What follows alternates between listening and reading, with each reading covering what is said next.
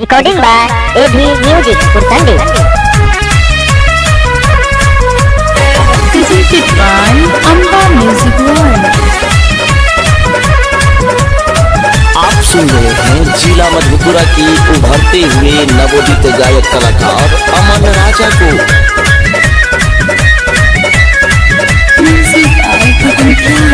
पुजिया नाचे रे पुजिया का मांगले आए हाय, पुजिया नाचे रे पुजिया का मांगले, पुजिया कुरसंडी के छौरा रंग बाज मांगले, पुजिया कुरसंडी के छौरा रंग बाज मांगले आए हाय, छोटकी नाचे रे छोटकी का मांगले आए हाय, छोटकी नाचे रे छोटकी का मांगले, छोटकी आमन जैसन लमहर भातार मांगले, छोटकी आमन जैसन लमहर भातार मांगले।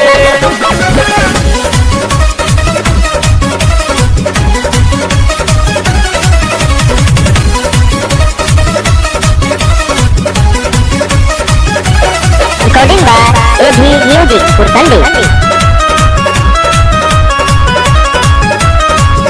Amba Studio 7481818188. तहिया रे छौरी छिहत्तरी लागे देखे में मॉडल का भुतरी, मन पारी न एकरा के छोड़ी ये बाबू बाजा में भाके बकरी।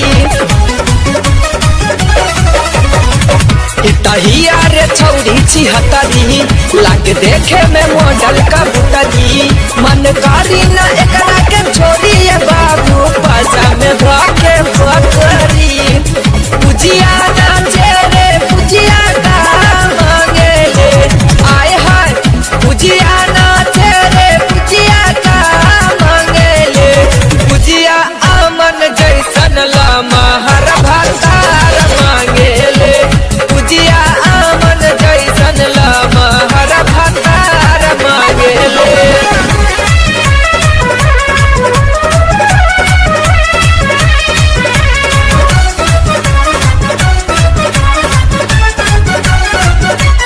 सुन रहे हैं जिला मधेपुरा की उभरते हुए नवोदित गायक कलाकार अमन राजा को।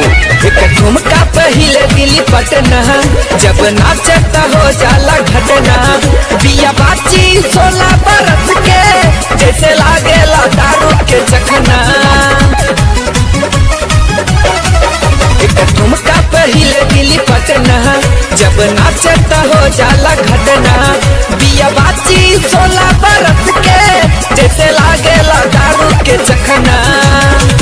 पुजिया मांगे रे पुजिया का मांगले आए हाय, पुजिया मांगे रे पुजिया का मांगले, पुजिया कुरसंडी के छौरा रंग बाज मांगले, पुजिया पुरैनी के छौरा रंग बाज मांगले।